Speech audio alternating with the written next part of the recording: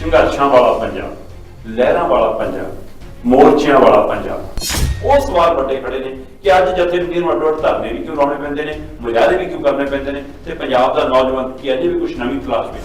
ਆਪਾਂ ਹੁਣੇ ਦੇਖਿਆ ਡੱਲੇਵਾਲ ਹੋਣੀ ਮਰਨ ਤੇ ਬੈਠੇ ਸੀ ਤੇ ਉਧਰ ਉਰਦੂ ਮਾਨਸਾ ਦੋ ਬੰਦੇ ਟੀਵੀ ਤੇ ਲਿਜਾ ਕੇ ਇੱਕ ਦੂਜੇ ਦੇ ਖਿਲਾਫ ਗੱਲ ਕਰ ਰਹੇ ਨੇ ਤੇ ਪੰਜਾਬ ਦੀ ਜਿਹੜੀ ਝਾਟੀ ਹੈ ਜਿਹੜਾ ਰੇੜਕ ਰਹੀ ਹੈ ਬਹੁਤ ਦੇਰ ਤੋਂ ਸਿੱਖਣ ਦਾ ਜਿਹੜਾ ਪ੍ਰਕਿਰਿਆ ਉਹ ਲੋਕਾਂ ਦੇ ਹੱਥ 'ਚ ਹੈ। ਲੋਕ ਰੇੜਕ ਰਹੇ ਜਿਹੜੇ ਸੰਘਰਸ਼ ਦੇ ਵਿੱਚ ਕਈ ਲੋਕਾਂ ਨੂੰ ਗਲਤਫਹਿਮੀ ਹੋ ਗਈ ਸੀ ਕਿ ਸਾਡੀ ਲੀਡਰੀ ਚਮਕਣੀ ਸ਼ੁਰੂ ਹੋ ਗਈ ਜਦੋਂ ਆ ਕੇ ਚੋਣਾਂ 'ਚ ਆ ਕੇ ਖੜੇ ਹੋਏ ਤਾਂ ਜ਼ਮਾਨਤਾਂ ਜ਼ਬਤ ਹੋ ਗਈਆਂ। ਤੇ ਆਹ ਸੁਨੇਹਾ ਜਾਂ ਅੰਦੋਲਨ ਦਾ ਇਹ ਸੁਨੇਹਾ ਜੇਕਰ ਵਿਦੇਸ਼ ਤੱਕ ਪਹੁੰਚ ਗਿਆ ਤਾਂ ਇੱਥੇ ਕਿਉਂ ਨਹੀਂ ਰਹਿ ਸਕਿਆ। ਇਹਦੇ ਤੋਂ ਇਹ ਨਿਕਲਦਾ ਕਿ ਪੰਜਾਬ ਦੇ ਵਿੱਚ ਜਾਂ ਦੇਸ਼ ਦੇ ਵਿੱਚ ਜੇ ਕੋਈ ਏਜੰਡਾ ਬਣਨਾ ਹੈ ਤਾਂ ਉਹਦੇ ਮੁੱਖ ਧਾਰਾ ਇਹ ਹੋਣੀ ਚਾਹੀਦੀ ਹੈ ਕਿ ਇੱਕ ਤਾਂ ਉਹ ਕਾਰਪੋਰੇਟ ਨੂੰ ਚੁਣੌਤੀ ਉਸ ਮਾਡਲ ਨੂੰ ਦੇਵੇ ਤੇ ਜਿਹਨੇ ਗਰੀਬੀ ਤੇ ਅਮੀਰੀ ਦਾ ਪਾੜਾ ਵੀ ਵਧਾਇਆ ਤੇ ਜਿਹਨੇ ਬੇਰੁਜ਼ਗਾਰੀ ਵੀ ਪੈਦਾ ਕੀਤੀ। ਬਾਬੇ ਨਾਨਕ ਦੀ ਫਿਲਾਸਫੀ ਆ ਵੀ ਕਿਰਤ ਕਰ ਤੇ ਵੰਡ ਕੇ ਛੱਕ। ਹਰ ਇੱਕ ਲੈਵਲ ਦੇ ਉੱਤੇ ਜਿਹੜੇ ਲੋਕੀ ਨੇ ਉਹ ਰਲ ਕੇ ਕਿਰਤ ਕਰਨਗੇ, ਆਪਣੇ ਰਲ ਕੇ ਕੰਮ ਕਰਨਗੇ ਤੇ ਜੋ ਸਾਨੂੰ ਉਹਦੇ ਚੋਂ ਹਾਸਲ ਹੋਊਗਾ ਉਹ ਵੰਡਿਆ ਵੀ ਉਵੇਂ ਹੀ ਜਾਵੇ। संघर्षां वाला पंजाब, लहरां वाला पंजाब, मोर्चियां वाला पंजाब। जी हाँ, उसे मोर्चियां दी उसे संघर्षां दी लड़ी दे विच आके किसान अंदोलन भी खलोंदा है ते अजोकी पीढ़ी नूं भी पता लगदा कि हाँ साडीआं पुरातन इतिहासक किवें संघर्ष वाला दौर रहा। सो उस दौर दे विचों जेकर गौर करनी होवे तां अज फिर एक बार उसे तरीकां दे नेड़े खड़े आ कि जदों दिल्ली नूं अंदोलन चलिया सी 26 नवंबर 2020 ते अज 2 साल बाद वो तरीकां फिर याद आउंदियां ने कि उस अंदोलन चो कुछ जन्मदा भी है, कुछ पनपदा भी है, कुछ पलदा भी है, ते कुछ उगदा भी है, ते कुछ सहेजदे भी है, ते कुछ सिख के भी मुड़दे। पर की पंजाब आके वो खिलाफ पूरा होया, वो खामी पूरी हुई? बिल्कुल राजनीतिक तौर के उत्ते बड़ा बदलाव आया पंजाब दे विच। रवायती पार्टियां नूं धो दिता गया ते एकदम आम आदमी पार्टी के 92 MLA जित के आए ते रवायती पार्टियां बिल्कुल दरकिनार हो गई ते उस दे विचों लगा के बदलाव आ गया, सोच बदला आ गया। पर उस दे बावजूद भी कि राजनीतिक खिला की कमी पूरी हो गई, कि वो घाटा पूरा हो गया। इस नूं लैके चर्चा इसलिए वड्डी बनदी है कि जथेबंदियां जिस रुतबे नाल मुड़ियां सी वो रुतबा बहाल नहीं रहा ते इधर सिद्धू मूसेवाले दा कांड वापरदा तद अचानक उत्थे भी भीड़ इकट्ठी हुंदी है। अमृतपाल दी एंट्री हुंदी है, भीड़ उहदे मगर भी इकट्ठी हुंदी है। पंजाब दे विच किसान मोर्चे वख-वख धड़ियां ते लगदे ने, जथेबंदियां दे लगदे ने, भीड़ उत्थे भी इकट्ठी हुंदी है। ते इस सब दे दरमियान पंजाब दे अंदर 92 MLA जितण वाली दी सरकार अचानक जिमनी चोण दे विच लोक सभा सीट भी हार जाती है।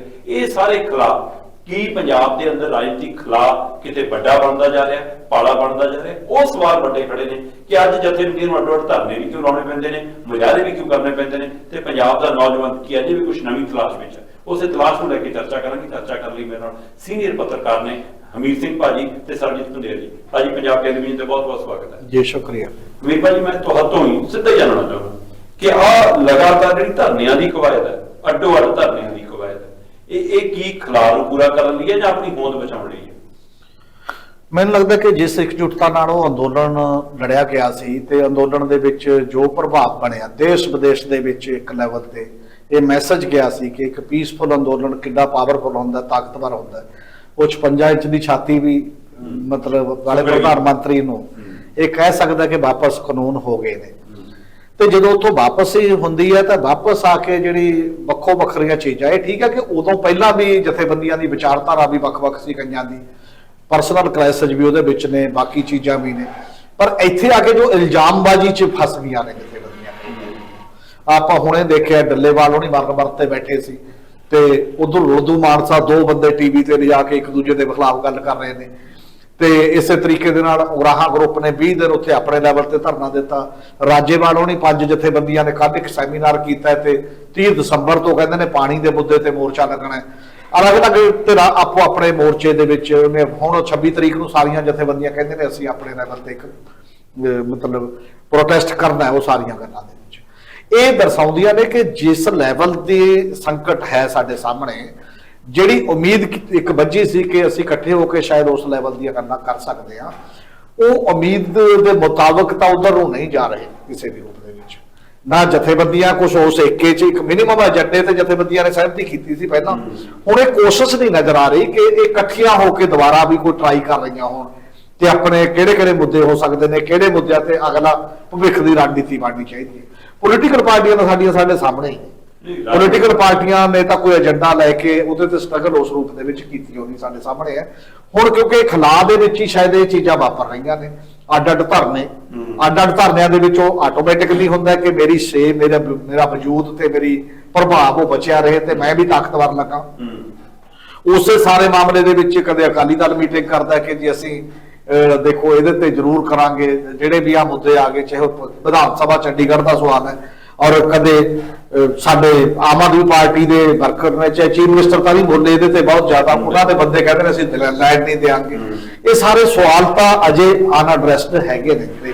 ਮੈਂ ਇਸੇ ਐਂਗਲ ਤੋਂ ਨੇਤਾ ਤੋਂ ਜਾਣਨਾ ਚਾਹੁੰਦਾ ਕਿ ਇਹ ਕੀ ਰਾਜਨੀਤਿਕ ਖਲਾ ਹੈ ਪੰਜਾਬ ਦੇ ਵਿੱਚ, ਜਾਂ ਅਚਾਨਕ ਕੁਝ ਬਦਲਦਾ ਕਿ ਆਮ ਆਦਮੀ ਪਾਰਟੀ 92 ਐਮਐਲਏ ਜਿੱਤ ਕੇ ਲਿਆਉਂਦੀ ਹੈ ਤੇ ਬਾਕੀ ਸਾਰੀਆਂ ਧਿਰਾਂ ਮੰਨਫੀ ਹੋ ਜਾਂਦੀਆਂ ਨੇ, ਪਰ ਅਚਾਨਕ ਸਿਰਜੀਤ ਮਾਨ ਜਿਮਨੀ ਚੋਣ ਜਿੱਤ ਜਾਂਦੇ ਨੇ, ਉਸ ਤੋਂ ਬਾਅਦ ਅਮਰਪਾਲ ਦੀ ਐਂਟਰੀ ਹੁੰਦੀ ਹੈ, ਉਸ ਦੇ ਮਗਰ ਵੀ ਨੌਜਵਾਨ ਪੀੜ੍ਹੀ ਨਜ਼ਰ ਆਉਂਦੀ ਹੈ ਤੇ ਇਸ ਤਰ੍ਹਾਂ ਧਰਨੇ ਮੁਜ਼ਾਹਰੇ ਵੀ ਚੱਲ ਰਹੇ ਨੇ। ਕੀ ਪੰਜਾਬ ਦੀ ਨੌਜਵਾਨੀ ਕੁਝ ਹੋਰ ਭਾਲਦੀ ਹੈ? ਦੀਪਕ ਜੀ, ਪਹਿਲਾਂ ਤਾਂ ਮੈਨੂੰ ਖਲਾ ਨਹੀਂ ਮੰਨੂਗਾ ਜੀ। ਆਪਾਂ ਸਾਰੇ ਪਿੰਡਾਂ ਨਾਲ ਆਪਣਾ ਵਾਹ ਪੈਂਦਾ ਵਾ। ਹੁਣ ਜਦੋਂ ਚਾਟੀ ਦੇ ਵਿੱਚ ਮਧਾਣੀ ਚੱਲਦੀ ਆ, ਹੁਣ ਜੇ ਮੱਖਣ ਉੱਪਰ ਨਹੀਂ ਆਇਆ ਤਾਂ ਜ਼ਰੂਰੀ ਨਹੀਂ ਹੈ ਵੀ ਉਹ ਚਾਟੀ ਖਾਲੀ ਆ।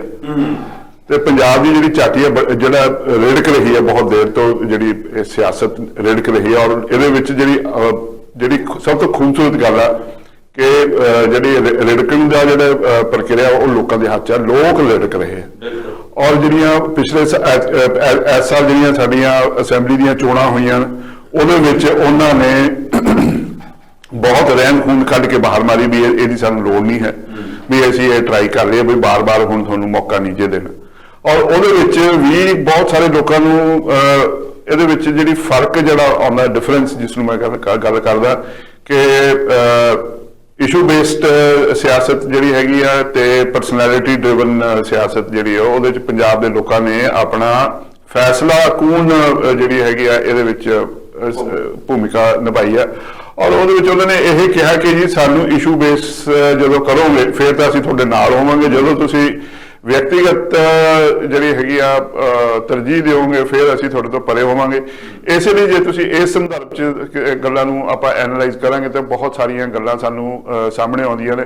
ਜਿਹੜੇ ਸੰਘਰਸ਼ ਦੇ ਵਿੱਚ ਕਈ ਲੋਕਾਂ ਨੂੰ ਗਲਤਫਹਿਮੀ ਹੋ ਗਈ ਸੀ ਕਿ ਸਾਡੀ ਲੀਡਰੀ ਚਮਕਣੀ ਸ਼ੁਰੂ ਹੋ ਗਈ, ਜਦੋਂ ਆ ਕੇ ਚੋਣਾਂ 'ਚ ਆ ਕੇ ਖੜੇ ਹੋਏ ਤਾਂ ਜ਼ਮਾਨਤਾਂ ਜ਼ਬਤ ਹੋ ਗਈਆਂ। ਸੋ ਉਹਨਾਂ ਦੇ ਨਾਲ ਵੀ ਉਹਨਾਂ ਨੇ ਦੱਸਦਾ ਵੀ ਜੇ ਤੁਸੀਂ ਜਿਹੜੀਆਂ ਰਵਾਇਤੀ ਸਿਆਸੀ ਪਾਰਟੀਆਂ ਨੇ ਜੇ ਉਹਨਾਂ ਦੇ ਰਾਹ ਤੇ ਚੱਲੋਗੇ ਫਿਰ ਤੁਹਾਡੇ ਨਾਲ ਅਸੀਂ ਉਹੀ ਟ੍ਰੀਟਮੈਂਟ ਕਰਾਂਗੇ। ਸੋ ਜਿਹੜੇ ਲੋਕ ਇੰਨੇ ਇਸ ਲੈਵਲ ਦੀ ਅਵੇਅਰਨੈਸ ਹੋਵੇ, ਪੋਲੀਟੀਕਲ ਅਵੇਅਰਨੈਸ ਹੋਵੇ, ਉੱਥੇ ਤੁਹਾਨੂੰ ਖਲਾ ਨਹੀਂ ਨਜ਼ਰ ਆਉਂਦਾ। ਬੇਸ਼ੱਕ ਤੁਹਾਨੂੰ ਦੇਖਣ ਨੂੰ ਇਹ ਹੈਗਾ ਜੀ ਕਿਉਂਕਿ ਆਦਤ ਪਈ ਹੋਈ ਹੈ ਕਿ ਸਾਨੂੰ ਇੱਕ ਲੀਡਰ ਚਾਹੀਦਾ।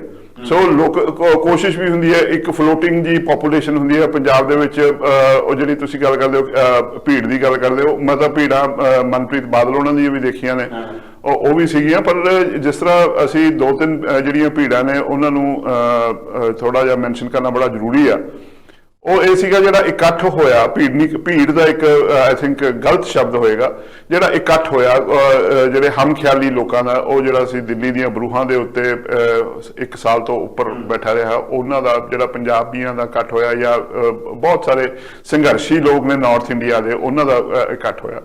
ਫਿਰ ਉਸ ਤੋਂ ਪਹਿਲਾਂ ਜਿਹੜਾ ਸੀਗਾ ਚੱਬੇ ਜਿਹੜਾ ਸੀਗਾ ਸਰਬੱਤ ਖਾਲਸਾ ਉਹ ਹੋਇਆ। ਫਿਰ ਉਸ ਤੋਂ ਪਹਿਲਾਂ ਬਰਗਾੜੀ ਮੋਰਚੇ ਦੇ ਵਾਸਤੇ ਜਿਹੜਾ ਉੱਥੇ ਇਕੱਠ ਹੋਏ, ਉਹ ਸਾਰੇ ਦੇ ਸਾਰੇ ਦਰਸਾਉਂਦੇ ਸੀ, ਉਹ ਸੰਕੇਤ ਕਰ ਰਹੇ ਸੀ ਕਿ ਸਾਨੂੰ ਜਿਹੜਾ ਮੌਜੂਦਾ ਸਿਸਟਮ ਆ ਉਹ ਮਨਜ਼ੂਰ ਨਹੀਂ। ਲੋਕੀ ਉਹ ਇੱਕ ਇਸ਼ੂ ਦੇ ਉੱਤੇ ਗੱਲ ਕਰ ਰਹੇ ਸੀ ਵੀ ਇਹ ਜਿਹੜੀ ਪੋਲੀਟੀਕਲ ਐਲੀਟ ਆ ਉਹ ਸਾਡੇ ਮੁੱਦਿਆਂ ਦੇ ਉੱਤੇ ਉਹਨੂੰ ਹੱਲ ਕਰਨ ਦੇ ਵਿੱਚ ਨਾਕਾਮਯਾਬ ਹੈ ਤੇ ਇਹਨਾਂ ਨੂੰ ਪਰੇ ਦਾ ਰਸਤਾ ਦਿਖਾਉਣਾ।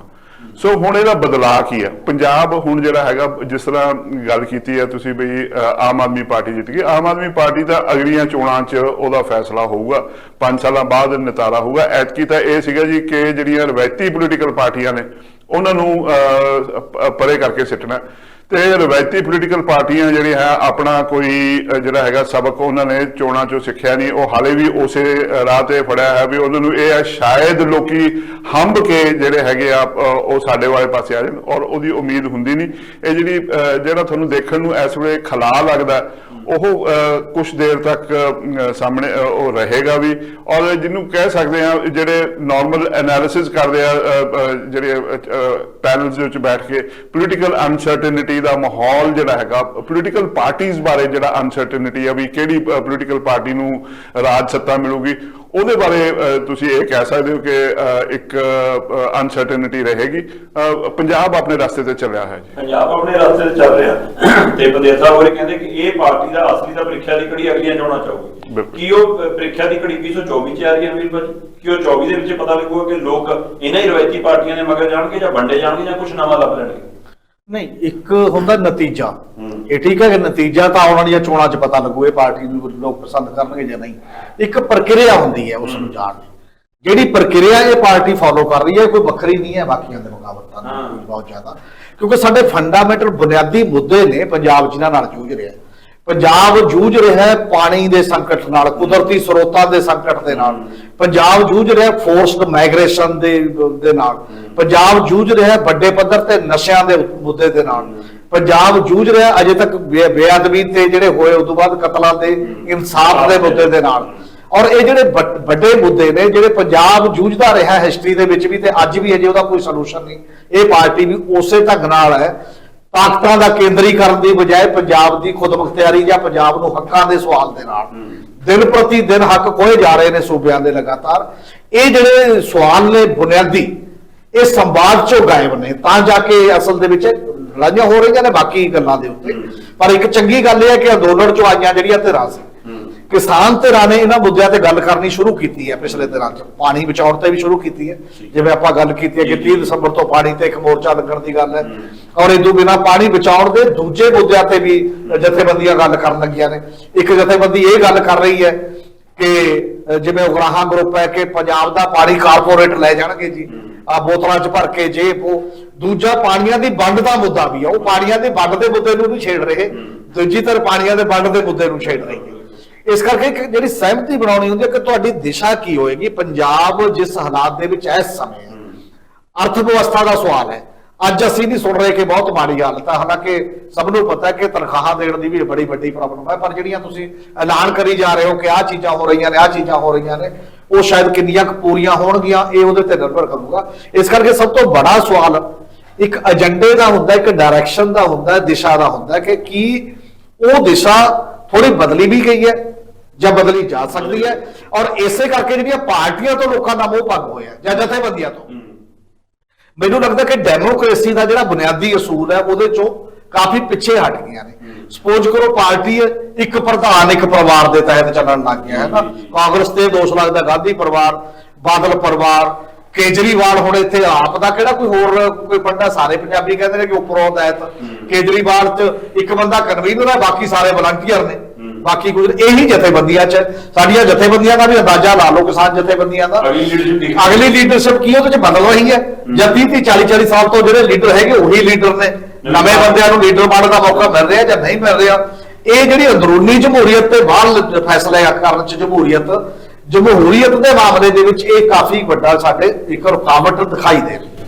ਅੰਦਰ ਭਾਜੀ ਹਮੀਰ ਜੀ ਹੋਰੀ ਕਹਿੰਦੇ ਕਿ ਇਹ ਮਸਲਾ ਖੜਾ ਹੈ ਕਿ ਹਾਂ ਇੱਥੇ ਚਾਹੇ ਜਿਹੜੀ ਰਾਜਨੀਤਿਕ ਪਾਰਟੀਆਂ ਨੇ ਲੋਕਾਂ ਦਾ ਮੋਹ ਉਹਨਾਂ ਤੋਂ ਵੀ ਭੰਗ ਤੇ ਲੋਕਾਂ ਦਾ ਮੋਹ ਕਿਸਾਨ ਜਥੇਬੰਦੀਆਂ ਤੋਂ ਵੀ ਭੰਗ ਹੋ ਗਿਆ। ਤੇ ਇਹ ਕਹਿੰਦੇ ਕਿ ਇਹ ਸਰਕਾਰ ਵੀ ਉਸੇ ਬਾਕੀ ਪਾਰਟੀਆਂ ਵਰਗੀਆਂ, ਫਿਰ ਲੋਕਾਂ ਦਾ ਜਿਹਨਾਂ ਦਾ ਮੋਹ ਭੰਗ ਹੈ ਉਹ ਕਿਹਦੇ ਨਾਲ ਮੋਹ ਪਾਊਗਾ? ਆਹ ਸਵਾਲ ਵੱਡਾ ਖੜਾ ਨਾ ਪੰਜਾਬ ਦੇ। ਇਸੇ ਲਈ ਪੰਜਾਬ ਤਲਾਸ਼ ਰਿਹਾ ਕੁਝ, ਕਿ ਤੁਸੀਂ ਕਹਿ ਰਹੇ ਹੋ ਪੰਜਾਬ ਨੇ ਬਣਾ ਲੱਭ ਰਿਹਾ, ਪਰ ਇੱਥੇ ਲੱਗ ਰਿਹਾ ਕਿ ਪੰਜਾਬ ਅਜੇ ਤਲਾਸ਼ ਰਿਹਾ ਕੁਝ ਨਹੀਂ।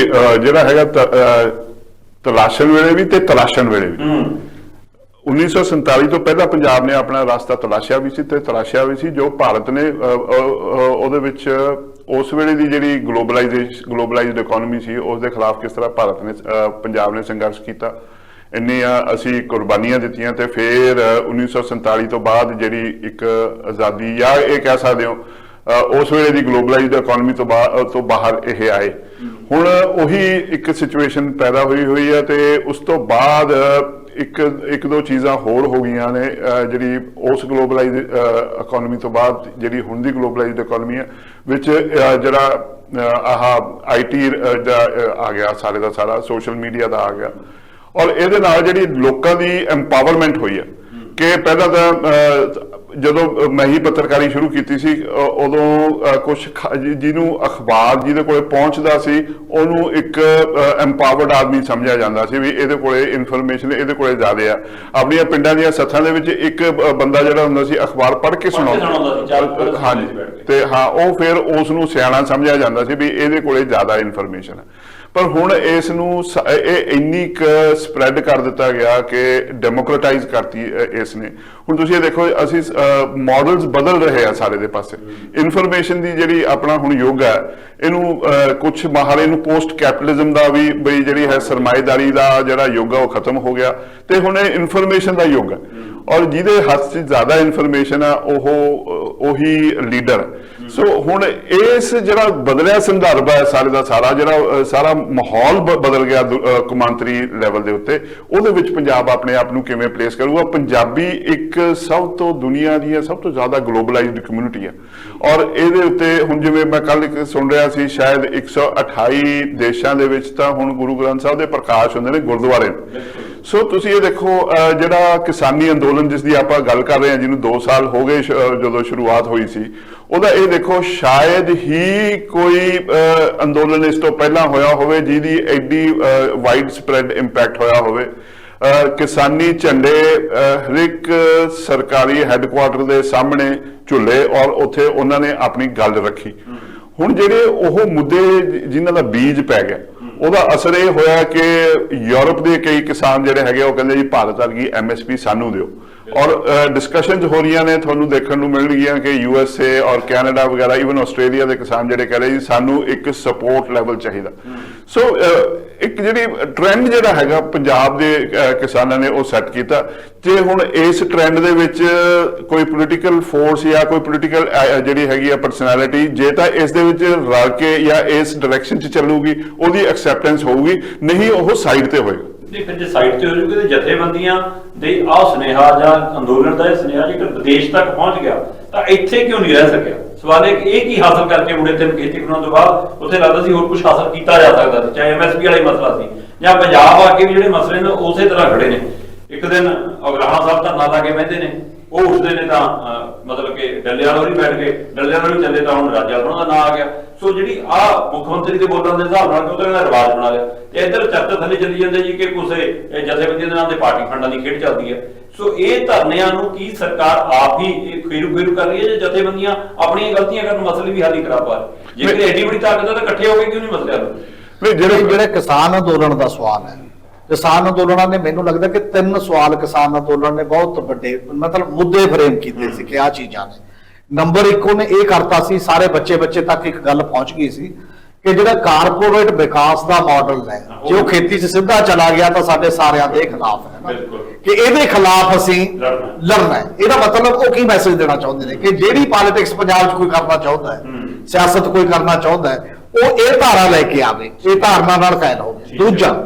ਦੂਜਾ ਉਹਨਾਂ ਨੇ ਇਹ ਕਿਹਾ ਸੀ ਕਿ ਜਿਹੜਾ ਫੈਡਰਲ ਸਟਰਕਚਰ ਹੈ, ਖੇਤੀ ਕਿਉਂਕਿ ਸੂਬੇ ਦਾ ਸਬਜੈਕਟ ਹੈ ਸਾਡੇ ਸੰਵਿਧਾਨ ਦੇ ਵਿੱਚ, ਤੇ ਕੇਂਦਰ ਸਰਕਾਰ ਜਬਰੀ ਉਹਦੇ 'ਚ ਘੁਸੀ ਹੈ, ਇਹ ਗੈਰ ਸੰਵਿਧਾਨਕ ਹੈ ਤੇ ਇਹਨੂੰ ਗੈਰ ਸੰਵਿਧਾਨਕ ਮੰਨਿਆ ਜਾਣਾ ਚਾਹੀਦਾ, ਅਸੀਂ ਨਹੀਂ।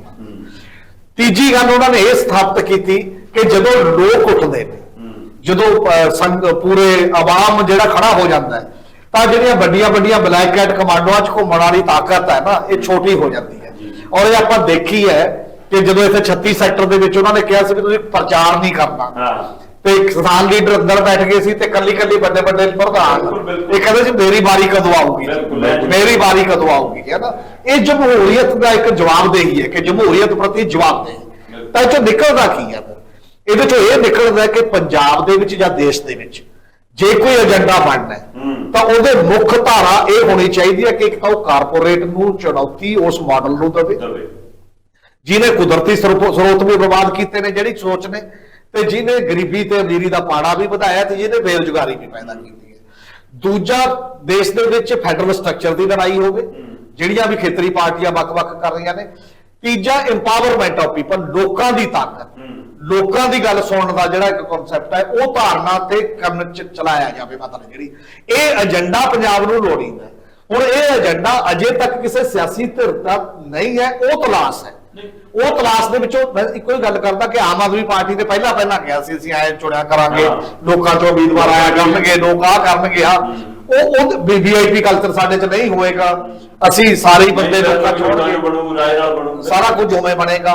ਔਰ ਭਗਵੰਤ ਮਾਨ ਨੇ ਪਹਿਲੇ ਦਿਨ ਕਿਹਾ ਸੀ ਜਿੱਦਣ ਓਥ ਲਈ ਹੈ ਕਿ ਇਹ ਸਰਕਾਰ ਪਿੰਡਾਂ ਚੋਂ ਚੱਲੇਗੀ, ਵਾਰਡਾਂ ਚੋਂ ਚੱਲੇਗੀ, ਪਰ ਹੁਣ ਵਾਰਡਾਂ ਪਿੰਡਾਂ ਚੋਂ ਚੱਲੇਗੀ ਕਿਵੇਂ? ਜੇ 73ਵੀਂ ਤੇ 74ਵੀਂ ਸੰਵਿਧਾਨਕ ਸੋਧ ਜਿਹਦੇ 'ਚ 29 ਡਿਪਾਰਟਮੈਂਟ ਪਿੰਡਾਂ ਨੂੰ ਦਿੱਤੇ ਜਾਣੇ ਸੀ, ਉਹਦਾ ਪੈਸਾ, ਉਹਦੇ ਕਰਮਚਾਰੀ ਤੇ ਉਹਦਾ ਕੰਮ, ਤੇ ਜੇ ਇਹ ਸਰਕਾਰ ਦੇ ਦੇ ਤਾਂ ਲੋਕਾਂ ਸੇ ਜਵਾਬਦੇਹੀ ਹੋਊਗੀ। ਪਿੰਡਾਂ ਦੀਆਂ ਗ੍ਰਾਮ ਸਭਾਵਾਂ 'ਚ ਬੈਠ ਕੇ ਤੁਸੀਂ ਫੈਸਲੇ ਨਹੀਂ ਕਰਦੇ, ਇੱਕ ਸਰਪੰਚ ਤੇ ਸੈਕਟਰੀ ਮਿਲ ਕੇ ਜੋ ਮਰਜ਼ੀ ਕਰਦੇ ਨੇ ਤੇ ਉੱਪਰਲੇ ਅਫਸਰਾਂ ਨਾਲ ਮਿਲ ਕੇ। ਇਹ ਬੁਨਿਆਦੀ ਕੁਝ ਮੁੱਦੇ ਨੇ ਪੰਜਾਬ ਦੇ, ਜਿਹੜੇ ਰਸਤੇ ਤੇ ਚੱਲ ਕੇ ਜੇ ਕੋਈ ਵੀ ਚੱਲੇ, ਮੇਰਾ ਕਹਿਣਾ ਤਾਂ ਉਹ ਪੰਜਾਬ ਦੀ ਭਾਵਨਾਵਾਂ ਦੀ ਕੁਛ ਹੱਦ ਤੱਕ ਤਰਜਮਾਨੀ ਕਰ ਸਕਦਾ। ਲੇਕਿਨ ਫਿਰ ਜੇ ਮਤਲਬ ਇਹ ਬੁਨਿਆਦੀ ਮਸਲੇ ਨੇ, ਜਿਹੜੇ ਬੁਨਿਆਦੀ ਮੁੱਦੇ ਨੇ, ਉਹਨਾਂ ਦੇ ਹੱਲ ਲਈ ਰਾਜਨੀਤਿਕ ਚੇਤਨਾ ਤਾਂ ਚਾਹੀਦੀ ਹੈ ਨਾ, ਰਾਜਨੀਤਿਕ ਸਮਝ ਤਾਂ ਚਾਹੀਦੀ ਹੈ। ਪਰ ਜਥੇਬੰਦੀਆਂ ਨੇ, ਕੁਝ ਜਥੇਬੰਦੀਆਂ ਕਹਿੰਦੇ ਇਸ ਤਾਂ ਗੈਰ ਰਾਜਨੀਤਿਕ ਹੈ। ਕੀ ਇਹ ਸੱਚਮੁੱਚ ਗੈਰ ਰਾਜਨੀਤਿਕ ਹੈ ਜਾਂ ਰਾਜਨੀਤੀ ਉਹਦੇ ਪਿੱਛੇ ਵੀ ਕੋਈ? ਇਹਦਾ ਇੱਕ ਇਮਰਾਨ ਖਾਨ ਦਾ ਵੀ ਵੀਡੀਓ ਆਉਂਦਾ ਸੀ, ਉਹ ਕਹਿੰਦੇ ਸੀ, ਉਹ ਵੀ ਗੱਲ ਕਰਦੇ ਸੀ, ਕਹਿੰਦੇ ਜੀ ਅਸੀਂ ਰਾਜਨੀਤੀ ਨਹੀਂ ਕਰਦੇ, ਕਹਿੰਦੇ ਰਾਜਨੀਤੀ ਤਾਂ ਜਾਨਵਰ ਨਹੀਂ ਕਰਦੇ ਹੁੰਦੇ, ਬਾਕੀ ਤਾਂ ਜੇ ਤੁਸੀਂ ਇਨਸਾਨ ਹੋ ਤਾਂ ਤੁਸੀਂ ਤੁਹਾਡੀ ਜਿਹੜੀ ਹੋਂਦ ਆ ਉਹੀ ਰਾਜਨੀਤੀ ਹੈ। ਚਾਹੇ ਤੁਸੀਂ ਪਰਿਵਾਰ 'ਚ ਕਰਦੇ ਹੋ, ਚਾਹੇ ਆਪਣੇ ਗੁਆਂਢ 'ਚ ਕਰਦੇ ਹੋ, ਰਾਜਨੀਤੀ ਤਾਂ ਕਿਤੇ ਨਾ ਕਿਤੇ ਹੁੰਦੀ ਹੈ। ਸੋ ਰਾਜਨੀਤੀ ਤੋਂ ਇਨਕਾਰਿਆ ਨਹੀਂ ਜਾ ਸਕਦਾ। ਦੂਸਰੀ ਗੱਲ ਜਿਹੜੀ ਸਰਦਾਰ ਹਰਮੀਤ ਸਿੰਘ ਹੁਣੀ ਗੱਲ ਕਰ ਰਹੇ ਆ, ਮੈਂ ਇਸ ਨੂੰ ਅੱਗੇ ਲਿਜਾਣਾ ਚਾਹੁੰਦਾ। ਜਿਹੜਾ ਏਜੰਡਾ ਪੰਜਾਬ ਦੇ ਲੋਕਾਂ ਨੇ ਸੈੱਟ ਕੀਤਾ ਉਹ ਇਹ ਆ ਕਿ ਸਾਨੂੰ ਜਿਹੜਾ ਡਿਵੈਲਪਮੈਂਟ ਦਾ ਮਾਡਲ ਉਹ ਇਹੋ ਜਿਹਾ ਚਾਹੀਦਾ ਜਿਹਦੇ ਵਿੱਚ ਲੋਕਾਂ ਦੀ ਸ਼ਮੂਲੀਅਤ ਹੋਵੇ, ਤੇ ਜੋ ਵੀ ਉਹਦਾ ਜਿਹੜਾ ਹੈਗਾ ਉਹਦੇ ਚੋਂ ਗੇਨ ਆ, ਸਾਨੂੰ ਉਹਦੇ ਚੋਂ ਕੁਝ ਵੀ ਪ੍ਰਾਪਤ ਹੁੰਦਾ ਉਹ ਵੰਡਿਆ ਜਾਵੇ। ਜੋ ਜਿਹੜੀ ਹੈਗੀ ਆ ਬਾਬੇ ਨਾਨਕ ਦੀ ਫਿਲਾਸਫੀ ਆ ਬਈ ਕਿਰਤ ਕਰ ਤੇ ਵੰਡ ਕੇ ਛਕ, ਬਈ ਸਾਰੇ ਜਾਣੇ ਹੈਗੇ ਜਿਹੜੇ ਲੋਕਾਂ ਦੀ ਜਿਹੜੀ ਕਿਰਤ ਆ ਉਹ ਇਕੱਠੀ ਹੋਵੇ, ਉਹਦੇ ਚ ਉਹ ਕਿਰਤ ਦੇ ਵਿੱਚ ਸਾਰੇ ਜਾਣੇ ਉਹਦੀ ਸ਼ਮੂਲੀਅਤ ਹੋਵੇ, ਤਾਂ ਜੋ ਸਾਨੂੰ ਉਹਦੇ ਵਿੱਚੋਂ ਹਰ ਇੱਕ ਲੈਵਲ ਦੇ ਉੱਤੇ ਜਿਹੜੇ ਲੋਕੀ ਨੇ ਉਹ ਰਲ ਕੇ ਕਿਰਤ ਕਰਨਗੇ, ਆਪਣੇ ਰਲ ਕੇ ਕੰਮ ਕਰਨਗੇ, ਤਾਂ ਜੋ ਸਾਨੂੰ ਉਹਦੇ ਚੋਂ ਹਾਸਲ ਹੋਊਗਾ ਉਹ ਵੰਡਿਆ ਵੀ ਉਵੇਂ ਹੀ ਜਾਵੇ। ਸੋ ਪੰਜਾਬ ਦੇ ਲੋਕਾਂ ਨੇ ਇਹ ਜਿਹੜਾ ਹੈਗਾ ਇਹ ਏਜੰਡਾ ਮੰਨ ਲਿਆ। ਇਹਦੇ ਵਿੱਚ ਜੇ ਤੁਸੀਂ ਇਸ ਨੂੰ ਜਿਹੜਾ ਨਾਰਮਲੀ ਪਿਛਲੇ ਜਿਹੜਾ ਨਿਊ ਜਿਹੜੀਆਂ ਹੈਗੀਆਂ ਇਕਨੋਮਿਕ ਪਾਲਿਸੀਜ਼ ਆਈਆਂ ਨੇ, ਜਿਹਦੇ ਵਿੱਚ ਇਹ ਕਿਹਾ ਜਾਂਦਾ ਕਿ ਜਿਹੜਾ ਲੋਕਾਂ ਦਾ ਜਿਹੜਾ ਸਰਮਾਇਆ ਹੈਗਾ ਉਸ ਦੇ ਉੱਤੇ ਪ੍ਰਾਈਵੇਟ ਪ੍ਰੋਫਿਟ ਕਿਸ ਤਰ੍ਹਾਂ ਬਣਾਉਣਾ, ਉਸ ਨੂੰ ਨਗੇਟ ਕਰਦਾ ਹੋਇਆ ਪੰਜਾਬ ਅੱਗੇ ਵਧ ਰਿਹਾ। ਜੋ ਜਿਹੜੀਆਂ ਸਾਡੀਆਂ ਕਿਸਾਨ ਜਥੇਬੰਦੀਆਂ ਨੇ ਉਹਨਾਂ ਕੋਲੋਂ ਜਿਹੜੀ ਕੁਤਾਹੀ ਹੋ ਰਹੀ ਹੈ ਉਹ ਇਹ ਆ ਕਿ ਉਹਨਾਂ ਨੇ ਉਹ ਆਪਣੇ ਆਪ ਨੂੰ ਰਿਪਲੇਸਮੈਂਟ ਸਮਝਣ ਲੱਗ ਪਈਆਂ ਕਿ ਜੀ ਜਿਹੜੀਆਂ ਸਿਆਸੀ ਪਾਰਟੀਆਂ ਅਸੀਂ ਉਹਨਾਂ ਦੀ ਰਿਪਲੇਸਮੈਂਟ ਹੈ। ਤੇ ਦੂਸਰੀ ਗੱਲ ਉਹਨਾਂ ਨੂੰ ਗਲਤਫਹਿਮੀ ਇਹ ਵੀ ਹੋ ਗਈ ਕਿ ਲੋਕੀ ਜਿਹੜੇ ਦਿੱਲੀ ਦੀਆਂ ਬਰੂਹਾਂ ਤੇ ਬੈਠੇ ਉਹ ਸਾਡੀ ਜਿਹੜੀ ਹੈਗੀ ਆ ਕਾਲ ਤੇ ਬੈਠੇ ਸੀ। ਲੋਕਾਂ ਨੇ ਇੱਕ ਆਇਡੈਂਟੀਫਾਈ ਕਰ ਲਿਆ ਸੀ, ਤੁਸੀਂ ਲੋਕਾਂ ਦਾ ਜਿਹੜਾ ਮੂਡ ਸੀ ਉਹ ਆਇਡੈਂਟੀਫਾਈ, ਉਸ ਨੂੰ ਰਿਸਪੌਂਡ ਕੀਤਾ ਸੀ ਤੇ ਤੁਸੀਂ ਉਹ ਧਰਨਾ ਆਰਗੇਨਾਈਜ਼ ਕੀਤਾ ਸੀ, ਉਹਦੀ ਜਿਹੜੀ ਹੈਗੀ ਆ ਉਹਨੂੰ ਫੈਸਿਲਿਟੇਟ ਕੀਤਾ ਸੀ। ਤੁਸੀਂ ਧਰਨੇ ਦੀ ਫੋਰਸ ਨਹੀਂ ਸੀ, ਫੋਰਸ ਉਸ ਧਰਨੇ ਦੀ ਲੋਕ ਸੀਗੇ। ਸੋ ਜਦੋਂ ਵੀ ਕੋਈ ਇਸ ਏਜੰਡਾ ਤੋਂ ਡਿਵੀਏਟ ਹੋਏਗਾ ਉਹਨਾਂ ਨੂੰ ਮੂੰਹ ਦੀ ਖਾਣੀ ਪੈਣੀ ਹੈ। ਮੈਂ ਪਹਿਲਾਂ ਕਹਿ ਰਿਹਾ, ਜਿਵੇਂ ਤੁਸੀਂ ਉਹ ਕਿਹਾ ਕਿ ਜਿਹੜੀ ਹੈਗੀ ਆ ਐਡੀ ਜਿੱਤ ਤੋਂ ਬਾਅਦ Aam Aadmi party chief minister ਦੇ ਹਲਕੇ ਦੇ ਵਿੱਚ ਜਿਹੜੇ ਲੋਕ ਸਭਾ ਹਾਰ ਜਾਵੇ ਕਿਉਂਕਿ ਉਹਨਾਂ ਨੇ ਆਪਣੇ ਹੀ ਜਿਹੜੇ ਸੀਗੇ ਸਪੋਰਟਰ ਵੋਟ ਪਾਉਣ ਨਹੀਂ ਨਿਕਲੇ। ਸੋ ਜਿਹੜੀ ਇਹ ਜਿਹੜੇ ਟ੍ਰੈਂਡ ਨੇ ਇਹ ਤੁਹਾਨੂੰ ਸ਼ਾਇਦ ਦੁਨੀਆ ਦੇ ਵਿੱਚ ਹਾਲੇ ਦੇਖਣ ਨੂੰ ਨਹੀਂ ਆਉਂਦੇ। ਸੋ ਇਸ ਲਈ ਪੰਜਾਬ ਦੇ ਵਿੱਚ ਸਿਆਸੀ ਖਲਾ ਕਹਿਣਾ ਬੜੀ ਵਧੀਆ ਗੱਲ ਨਹੀਂ ਹੋਊਗੀ। ਕੋਈ ਉਹਦੇ ਨਾਲ ਕੋਈ ਮੈਨੂੰ ਉਹਦੇ ਨਾਲ ਕੋਈ ਇਤਫਾਕ ਰੱਖਣ ਦੇ ਵਿੱਚ ਕੋਈ ਆਈ ਥਿੰਕ ਗੁਰੇਜ਼ ਹੀ ਕਰੂੰਗਾ, ਕਿਉਂਕਿ ਪੰਜਾਬ ਜਿਹੜਾ ਹੈਗਾ ਪੋਲੀਟੀਕਲੀ ਜਿਹੜੀ ਹੈਗੀ ਆ ਬਹੁਤ ਹੀ ਜ਼ਿਆਦਾ ਜਿਹੜੀ ਮੈਂ ਪਹਿਲਾਂ ਕਿਹਾ ਸੀ ਮਧਾਣੀ ਚੱਲ ਰਹੀ ਹੈ, ਪੂਰੀ ਦੀ ਪੂਰੀ ਚਰਖੀ ਚੱਲ ਰਹੀ ਹੈ। ਤੋ ਜਿਹੜਾ ਇੱਕ ਪ੍ਰੋਸੈਸ ਹੁੰਦਾ ਕਿਸੇ ਵੀ, ਹੁਣ ਜੇ ਅਸੀਂ ਇਹ ਦੇਖੀਏ ਕਿ 1947 ਦੇ ਵਿੱਚ ਤੋਂ ਪਹਿਲਾਂ ਜਿਹੜੇ ਬੀਜ ਸਾਡੀ ਸਿਆਸੀ ਜਿਹੜੀ ਫਿਜ਼ਾ ਦੇ ਵਿੱਚ ਬੀਜੇ ਗਏ ਸੀ ਉਹਨਾਂ ਨੂੰ ਕਿਸ ਤਰ੍ਹਾਂ ਘੁੱਟਿਆ ਗਿਆ। ਜਿਹੜੇ ਲੋਕਾਂ ਨੇ ਜਿਹੜਾ ਇੱਕ ਸੁਪਨਾ ਸਿਰਜਿਆ ਸੀ ਕਿ ਅੰਗਰੇਜ਼ਾਂ ਦੀ ਸਰਕਾਰ ਤੋਂ ਬਾਅਦ ਜਿਹੜੀ ਭਾਰਤ ਦੇ ਵਿੱਚ ਸਰਕਾਰ ਬਣੇਗੀ ਉਹ ਕਿਹੋ ਜਿਹੀ ਬਣੇਗੀ, ਉਹ ਜਿਹੜੀ ਪੋਲੀਟੀਕਲ ਐਲੀਟ ਨੇ ਉਹ ਸੁਪਨਾ ਘੁੱਟਤਾ। ਹੁਣ ਉਸ ਜਿਹੜਾ ਸੁਪਨਾ ਘੁੱਟਿਆ ਹੋਇਆ ਉਸ ਤੋਂ ਲੋਕੀ ਫੇਰ ਉੱਭਰ ਰਹੇ। ਨਹੀਂ, ਸੁਪਨਾ ਤਾਂ ਹੁਣ ਵੀ ਲੋਕਾਂ ਨੂੰ ਟੁੱਟਿਆ ਲੱਗਦਾ। ਨਹੀਂ ਦਿੱਲੀ ਅੰਦੋਲਨ ਦੇ ਵਿੱਚ ਇਹ ਚਰਚਾ ਖੂਬ ਚੱਲਦੀ ਸੀ ਕਿ ਜੇਕਰ ਕਿਸਾਨੀ ਮਸਲੇ ਹੱਲ ਕਰਾਉਣੇ ਤਾਂ ਆਪ ਤੁਹਾਨੂੰ ਸੰਸਦ 'ਚ ਜਾਣਾ ਪੈਣਾ। ਇਹ ਵੀ ਚਰਚਾ ਰਾਤ ਚੱਲਦੀ ਰਹੀ, ਪਰ ਪੰਜਾਬ ਆ ਕੇ ਉਹਦੀ ਮਲਾਈ ਕਿਹਨੇ ਛੱਕੀ ਇਹ ਵੀ ਸਾਰਿਆਂ ਨੂੰ ਸਮਝ ਆਉਂਦੀ ਹੈ ਕਿ ਕੌਣ ਲੈ ਗਿਆ। ਪਰ ਸਵਾਲ ਤਾਂ ਫਿਰ ਉੱਥੇ ਹੀ ਖੜਾ ਕਿ ਕੀ ਇਹ ਰਾਜਨੀਤਿਕ ਤੌਰ ਦੇ ਉੱਤੇ ਇਹੀ ਮੰਨ ਲਿਆ ਜਾਵੇ ਕਿ ਰਾਜਨੀਤੀ ਕਰਨਾ ਮਤਲਬ ਐਮਐਲਏ ਐਮਪੀ ਬਣਨਾ ਹੀ ਹੈ, ਜਾਂ ਜਿਹੜੀਆਂ ਜਥੇਬੰਦੀਆਂ ਕਹਿੰਦੀਆਂ ਅਸੀਂ ਰਾਜਨੀਤੀ ਗੈਰ ਰਾਜਨੀਤਿਕ ਆ ਪਰ ਉਹ ਧਰਨੇ ਲਾਉਣਾ, ਮੁਜ਼ਾਹਰੇ ਕਰਨਾ ਤੇ ਆਪਣੇ ਆਪ ਨੂੰ ਹੋਂਦ 'ਚ ਦਿਖਾਉਣਾ ਕੀ ਰਾਜਨੀਤੀ ਨਹੀਂ? ਕੀ ਇਹ ਰਾਜਨੀਤੀ ਨਹੀਂ ਹੋ ਰਹੀ ਜਥੇਬੰਦੀਆਂ ਦੇ ਅੰਦਰ? ਨਹੀਂ, ਦੇਖੋ ਬਹੁਤ ਸਾਰੀਆਂ ਜਥੇਬੰਦੀਆਂ ਨੇ ਪੰਜਾਬ 'ਚ, ਜ਼ਿਆਦਾਤਰ ਜਥੇਬੰਦੀਆਂ ਪਿੱਛੇ ਉਹਨਾਂ ਦੇ ਕੋਈ ਨਾ ਕੋਈ ਪਾਰਟੀ ਹੈ ਔਰ ਕੋਈ ਐ ਥੋੜੀ ਕਿ ਗੈਰ ਰਾਜਨੀਤਿਕ। ਇਵਨ ਸਭ ਤੋਂ ਜ਼ਿਆਦਾ ਨਕਸਲੀ ਪਾਰਟੀ ਗਰੁੱਪਾਂ ਦੇ ਕਹਿੰਦੇ ਨੇ ਉਹਨਾਂ ਦੇ ਤਾਂ ਪੂਰੀ ਤੇ ਪੂਰੀਆਂ ਪਾਰਟੀਆਂ ਨੇ ਪਿੱਛੇ ਜਿਹੜੀ ਆਈਡੀਓਲੋਜੀ ਦੇ ਨਾਲ ਤੈਅ ਕਰਦੀਆਂ ਨੇ। ਕੋਈ ਅਕਾਲੀ ਦਲ ਨੂੰ ਸਪੋਰਟ ਕਰਦਾ ਸੀ, ਕੋਈ ਕਾਂਗਰਸ ਨੂੰ, ਕੋਈ ਖੱਬੇ ਪੱਖੀਆਂ ਨੂੰ, ਸਭ ਦੀਆਂ CPI CPM ਦੀਆਂ ਕਿਸਾਨ ਸਭਾਵਾਂ ਨੇ।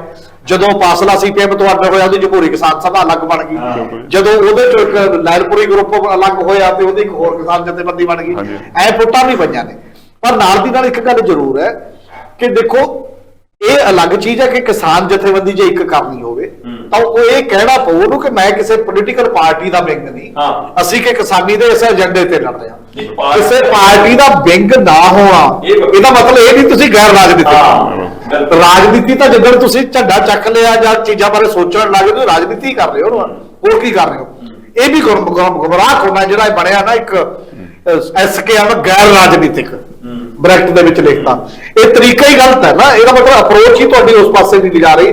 ਤੁਸੀਂ ਰਾਜਨੀਤੀ ਬੰਦੇ ਨੂੰ ਸਿਆਣੇ ਕਰਦੀ ਹੈ, ਸਰਕਾਰੀ ਪਾਲਿਸੀਆਂ ਕੀ ਨੇ, ਬਾਕੀ ਕੀ ਨੇ, ਜੇ ਉਹ ਨਹੀਂ ਦੱਸੋਗੇ ਲੋਕਾਂ ਨੂੰ ਜਾ ਕੇ ਤਾਂ ਉਹਨਾਂ ਦੇ ਫੈਸਲੇ ਕਿਵੇਂ ਕਰਨੇ। ਇਹ ਤਾਂ ਗਾਹਾਂ ਨਹੀਂ ਕਹਿੰਦੇ ਕਿ ਅਸੀਂ ਜੀ ਕਹਿੰਦੇ ਜੀ ਕਿ ਵੋਟ ਪਾਉਣਾ। ਜਿਹੜਾ ਵੀ ਕਹਿੰਦਾ ਮੈਂ ਇਹ ਕਹਿ ਰਿਹਾ ਕਿ ਇਹਦੇ ਚ ਦੋ ਹੀ ਤਰੀਕੇ ਨੇ। ਇੱਕ ਤਾਂ ਇਹ ਹੈ ਕਿ ਜੇ ਕੋਈ ਜਥੇਬੰਦੀਆਂ ਇਹ ਕਹਿੰਦੀਆਂ ਨੇ ਕਿ ਅਸੀਂ ਤਾਂ ਵੋਟ ਪਾਉਂਦੇ ਹੀ ਨਹੀਂ, ਨਾ ਕਿਸੇ ਨੂੰ ਕਹੀਏ, ਜਾਂ ਤਾਂ ਤੁਸੀਂ ਫਿਰ ਹਥਿਆਰਬੰਦ ਇਨਕਲਾਬ ਕਰ ਲਓ ਭਾਈ। ਦੂਜਾ ਜਿਹੜਾ ਵੀ ਤੁਹਾਡਾ ਡੈਮੋਕ੍ਰੇਸੀ 'ਚ ਯਕੀਨ ਨਹੀਂ, ਜਿਨ੍ਹਾਂ ਦਾ ਜਮਹੂਰੀਅਤ 'ਚ ਯਕੀਨ ਹੈ ਤਾਂ ਉਹ ਤਾਂ ਵੋਟ ਤਾਂ ਪਾਊਗਾ ਹੀ। ਹਾਂ, ਤੁਸੀਂ ਇਹ ਕਹਿ ਸਕਦੇ ਹੋ ਇਹ ਜਮਹੂਰੀਅਤ ਅੱਧੀ ਅਧੂਰੀ ਹੈ, ਅਸੀਂ ਇਹਨੂੰ ਹੋਰ ਵਧੀਆ ਬਣਾਉਣਾ ਹੈ, ਇਹਨੂੰ ਲੋਕਾਂ ਪ੍ਰਤੀ ਜਵਾਬਦੇਹ ਬਣਾਉਣਾ ਹੈ, ਇਹਦੇ 'ਚ ਆਹ ਸੋਧਾਂ ਕਰਨੀਆਂ ਨੇ, ਆਹ ਚੀਜ਼ਾਂ ਚਾਹੀਦੀਆਂ ਨੇ, ਉਹ ਇੱਕ ਅਲੱਗ ਗੱਲ ਹੈ। ਜਿਹੜਾ ਕੋਈ ਚੋਣ ਲੜਨਾ ਕਹਿੰਦਾ ਉਹਨੂੰ ਗਦਾਰ ਕਹਿ ਦੋ, ਜਿਹੜਾ ਨਹੀਂ ਲੜਨਾ ਚਾਹੁੰਦਾ ਪਾਕ ਪਵਿੱਤਰ ਹੋ ਗਿਆ। ਜਾਂ ਜਿਹੜਾ ਬੰਦਾ ਚੋਣ ਨਹੀਂ ਲੜਦਾ ਉਹ ਆਪਣੇ ਆਪ 'ਚ ਬੈਠ ਕੇ ਗਦਾਰ ਹੋ ਗਿਆ, ਤੇ ਦੂਜਾ ਜਿਹੜਾ ਲੜਦਾ ਉਹ ਕਹਿੰਦਾ ਮੈਂ ਡੈਮੋਕ੍ਰੇਸੀ ਦਾ ਮਾਲਕ ਹਾਂ। ਇਹ ਦੋਨੇ ਗੱਲਾਂ ਮੈਂ ਇਹ ਸੀ ਕਿ ਜਦੋਂ ਸਾਰੇ ਜਿਹੜੇ ਕ੍ਰਾਈਸਿਸ ਨੇ ਉਹ ਸਿਆਸਤ ਚੋਂ ਜਾਂ ਸਿਆਸੀ ਪਾਰਟੀਆਂ ਨੇ ਪੈਦਾ ਕੀਤੇ, ਤੇ ਜੇ ਉਹਦੇ ਖਿਲਾਫ ਸੰਘਰਸ਼ ਕਰਾਂਗੇ ਉਹ ਗੈਰ ਜਿਹੜਾ ਹੈਗਾ ਰਾਜਨੀਤਿਕ ਕਿਵੇਂ ਹੋ ਜਾਊਗਾ ਉਹ ਸੰਘਰਸ਼। ਤੁਸੀਂ ਜਦੋਂ ਇਹ ਇੱਕ ਪੋਲੀਟੀਕਲ ਡਿਸੀਜਨ ਜਾਂ ਪੋਲੀਟੀਕਲ ਇੱਕ ਵਰਤਾਰਾ ਜਿਹੜਾ ਹੈਗਾ ਜੇ ਉਹਦਾ ਵਿਰੋਧ ਕਰਨਾ ਤੇ ਤੁਸੀਂ ਸਿਆਸਤ ਦੇ ਵਿੱਚ ਆ ਗਏ। ਬਿਲਕੁਲ ਸਰਦਾਰ ਹਮੀਰ ਸਿੰਘ ਹੋਣੀ ਬਿਲਕੁਲ ਠੀਕ ਹੈ ਵੀ ਤੁਸੀਂ ਕਿਸੇ ਪੋਲੀਟੀਕਲ ਪਾਰਟੀ ਦਾ ਵਿੰਗ ਨਹੀਂ ਬਣੇ। ਹੋ ਸਕਦਾ ਤੁਸੀਂ ਇਹਨਾਂ ਜਿਹੜੀਆਂ ਹੁਣ ਜੋ ਪੰਜਾਬ ਦੇ ਵਿੱਚ ਕੀਤਾ ਲੋਕਾਂ ਨੇ, ਲੋਕ ਕਹਿੰਦੇ ਜੀ ਹੁਣ ਅਸੀਂ ਇੱਕ ਪੋਲੀਟੀਕਲ ਧਿਰ, ਲੋਕ ਕਹਿੰਦੇ ਬੜੀ ਦੇਰ ਤੋਂ ਅਸੀਂ ਪੰਜਾਬ ਦੇ ਵਿੱਚ ਦੇਖਦੇ ਆਏ ਹਾਂ, ਲੋਕ ਪੀਪਲਜ਼ ਏਜੰਡਾ ਦੀ ਗੱਲ ਹਮੇਸ਼ਾ ਹੁੰਦੀ ਰਹੀ ਹੈ ਇਲੈਕਸ਼ਨਾਂ ਤੋਂ ਪਹਿਲਾਂ ਵੀ ਆਹ ਪੀਪਲਜ਼ ਏਜੰਡਾ, ਉਹਦੇ ਹਿਸਾਬ ਨਾਲ ਮੈਨੀਫੈਸਟੋ ਵੀ ਬਣਦੇ ਆ। ਫਿਰ ਆਪਾਂ ਬਾਅਦ ਚੋਂ ਕਹਿੰਦੇ ਮੈਨੀਫੈਸਟੋ ਇੰਪਲੀਮੈਂਟ ਨਹੀਂ ਹੋਇਆ, ਸੋ ਉਹ ਪੀਪਲ ਦਾ ਏਜੰਡਾ ਇੰਪਲੀਮੈਂਟ ਨਹੀਂ ਹੁੰਦਾ। ਇਸੇ ਲਈ ਜਿਹੜਾ ਤੁਸੀਂ ਇੱਕ ਲੈਵਲ ਤੇ ਜਿਹੜਾ ਸਿਆਸਤ ਜਾਂ ਪੰਜਾਬ ਦੀ ਪੋਲੀਟੀਕਲ ਜਿਹੜੀ ਫਿਜ਼ਾ ਉਹਦੇ ਚ ਇੱਕ ਅਨਰੈਸਟ ਦੇਖਣ ਨੂੰ ਵੀ ਤੁਹਾਨੂੰ ਨਜ਼ਰ ਆਉਂਦਾ, ਉਹ ਇਸੇ ਲਈ ਹੈ ਕਿਉਂਕਿ ਜਿਹੜੀਆਂ ਪੋਲੀਟੀਕਲ ਪਾਰਟੀਆਂ ਨੇ ਚੋਣਾਂ ਤੋਂ ਪਹਿਲਾਂ ਇਹ ਕਹਿੰਦੀਆਂ ਨੇ ਕਿ ਅਸੀਂ ਤੁਹਾਡੀ ਗੱਲ ਮੰਨਾਂਗੇ ਲੋਕਾਂ ਨੂੰ। ਫਿਰ ਪਰ ਨਾਲ ਹੀ ਪ੍ਰਦੇਸ਼ ਸਾਹਿਬ ਇਹ ਵੀ ਤਾਂ ਸਵਾਲ ਖੜਾ ਕਿ ਜਿਵੇਂ ਅਮੀਰ ਭਾਈ ਹੋਰੀ ਕਹਿ ਰਹੇ ਸੀਗੇ ਕਿ ਇੱਕ ਮਾਹੌਲ ਤਾਂ ਬਣਿਆ ਨਾ ਅੰਦੋਲਨ ਤੋਂ ਬਾਅਦ ਕਿ ਹਾਂ ਭਾਈ ਕਾਰਪੋਰੇਟ ਘਰਾਣਿਆਂ ਨੂੰ ਆਪਾਂ ਮੁੜ ਕੇ ਉਹਨਾਂ ਦੇ ਹੱਥ ਤਾਕਤ ਨਹੀਂ ਦੇਣੀ ਜਾਂ ਉਹਨਾਂ ਵੱਲ ਨਹੀਂ ਵਧਣਾ। ਪਰ ਜਿੱਦਾਂ ਹੀ ਪੰਜਾਬ ਦੇ ਰਾਜ ਸਭਾ ਮੈਂਬਰ ਭੇਜੇ ਆਮ ਆਦਮੀ ਪਾਰਟੀ ਨੇ ਤਦ ਪੰਜਾਬ ਉਵੇਂ ਰਿਐਕਟ ਤਾਂ ਨਹੀਂ ਕਰ ਸਕਿਆ, ਰੌਲਾ ਜਿਹਾ ਪਿਆ। ਪਰ ਉਹ ਤਾਂ ਕਾਰਪੋਰੇਟ ਘਰਾਣੇ ਚ ਚੁਣ ਕੇ ਆਏ ਨਾ, ਪਤਾ ਹੀ ਹੈ ਕਿ ਕਿਹੜੀ ਮਲਾਈ ਨਾਲ ਗਏ ਨੇ, ਕਿਹੜੀ ਕਰੀਮ ਨਾਲ ਲੱਗ ਕੇ ਗਏ ਨੇ, ਉਹ ਕਿਵੇਂ ਗਏ ਨੇ। ਸੋ ਇਹਦਾ ਮਤਲਬ ਇਹ ਪਾਰਟੀ ਫਿਰ ਬਾਕੀ ਦੇ ਰਵਾਇਤੀਆਂ ਤੋਂ ਕੁਝ ਹਟ ਕੇ ਤਾਂ ਹੋਇਆ ਹੀ ਨਹੀਂ, ਉਸੇ ਰਾਹ ਤੇ ਤੁਰੇ ਪਏ ਆਪਾਂ। ਫਿਰ ਨਹੀਂ ਇੱਕ ਜਿਹੜਾ ਜਿਹਨੂੰ ਮੈਂ ਪਹਿਲਾਂ ਵੀ ਗੱਲ ਕਰਦੀ ਕਿ ਇੰਟਰਨੈਸ਼ਨਲ ਲੈਵਲ ਤੇ ਮਾਹੌਲ ਹੈ। ਜੇ ਤਾਂ ਆਮ ਆਦਮੀ ਪਾਰਟੀ ਦਾ ਚੋਣਾਂ 'ਚ ਵੜਨ ਤੋਂ ਪਹਿਲਾਂ ਜਿਹੜਾ ਸੀ ਬਦਲਾਅ ਕਿਹਦੇ ਤੋਂ ਕਹਿੰਦੇ ਸੀ, ਅਸੀਂ ਤੁਹਾਡਾ ਰਵਾਇਤੀ ਪੋਲੀਟੀਕਲ ਪਾਰਟੀਆਂ ਤੋਂ ਛੁਟਕਾਰਾ ਦਿਵਾਵਾਂਗੇ। ਉਹ ਰਵਾਇਤੀ ਪੋਲੀਟੀਕਲ ਪਾਰਟੀਆਂ ਨੇ ਜਿਹੜਾ ਏਜੰਡਾ ਸੈੱਟ ਕੀਤਾ ਹੋਇਆ ਸੀਗਾ, ਜਿਹਦੇ ਕਾਰਨ ਦੁਨੀਆ ਭਰ ਦੇ ਜਿਹੜਾ ਸਾਰੀਆਂ ਰਵਾਇਤੀ ਪਾਰਟੀਆਂ ਜਿਹੜੀਆਂ ਹੈਗੀਆਂ ਨਿਊ ਇਕਨੋਮਿਕ ਪਾਲਿਸੀ ਗਲੋਬਲਾਈਜ਼ਡ ਦੇ ਲੈਵਲ ਦੇ ਉੱਤੇ ਜਿਹੜੀਆਂ ਚੱਲ ਰਹੀਆਂ, ਉਹਦੇ ਵਿੱਚ ਉਹਨਾਂ ਨੇ ਆਪਣੇ ਗੋਡੇ ਟੇਕਤੇ ਉਹਦੇ ਸਾਹਮਣੇ ਜਿਹੜਾ ਆਤਮ ਸਮਰਪਣ ਸਾਰੀਆਂ ਪੋਲੀਟੀਕਲ ਪਾਰਟੀਆਂ ਨੇ ਕੀਤਾ। ਉਸ ਤੋਂ ਕੀ ਛੁਟਕਾਰਾ ਦਿਵਾਉਣ ਦੀ ਆਮ ਆਦਮੀ ਪਾਰਟੀ ਨੇ ਗੱਲ ਕੀਤੀ? ਨਹੀਂ ਕੀਤੀ ਉਹਨਾਂ ਨੇ। ਸੋ ਉੱਥੇ ਹੀ ਖੜੇ। ਸੋ ਉਹਨਾਂ ਨੇ ਇੱਕ ਕਾਸਮੈਟਿਕ ਚੇਂਜ ਕਰਨ ਦੀ ਰਿਲੀਫ ਦੀ ਗੱਲ ਕੀਤੀ। ਲੋਕਾਂ ਨੇ ਕਿਹਾ ਚਲੋ ਫਿਲਹਾਲ ਸਾਨੂੰ ਇਹੀ ਸਹੀ, ਮੇਕਅਪ ਹੀ ਬਦਲਿਆ। ਹਾਂਜੀ, ਉਹਨਾਂ ਨੇ ਕਿਹਾ ਸਾਨੂੰ ਇਹੀ ਸਹੀ, ਚਲੋ ਇਹ ਸ਼ਕਲਾਂ ਤਾਂ ਬਦਲੀਆਂ। ਉਦੋਂ ਬਾਅਦ ਚੋਂ ਅਸੀਂ ਫਰਦਰ ਇਹ ਜਿਹੜੀ ਓਵਰਨਾਈਟ ਦੀ ਆਪਾਂ ਇਹ ਗੱਲ ਕਰੀਏ ਨਾ ਜੀ, ਜਿਸ ਤਰ੍ਹਾਂ ਕਿਸਾਨ ਅੰਦੋਲਨ ਜਿਵੇਂ 2 ਸਾਲ ਪਹਿਲਾਂ ਸ਼ੁਰੂ ਹੋਇਆ ਤੇ ਅੱਜ 2 ਸਾਲਾਂ ਦੇ ਵਿੱਚ ਪੰਜਾਬ ਦੇ ਵਿੱਚ ਬਿਲਕੁਲ ਭੁਚਾਲ ਆ ਜਾਊਗਾ ਤੇ ਸਿਆਸੀ ਸਭ ਕੁਝ ਬਦਲ ਕੇ ਜੀ ਸਭ ਕੁਝ ਠੀਕ ਠਾਕ ਹੋ ਜਾਊਗਾ। ਉਹ ਟਾਈਮ ਤਾਂ ਲੱਗਦਾ ਹੀ ਹੈ ਕਿਉਂਕਿ ਹੁਣ ਜਿਹੜੀ ਆਪਾਂ ਗੱਲ ਕਰਦੇ ਆ, ਤੁਸੀਂ ਕਹਿੰਦੇ ਲੋਕਾਂ ਨੂੰ ਮੁੱਦਿਆਂ ਦੀ ਸਮਝ ਆਉਣੀ ਸ਼ੁਰੂ ਹੋ ਗਈ।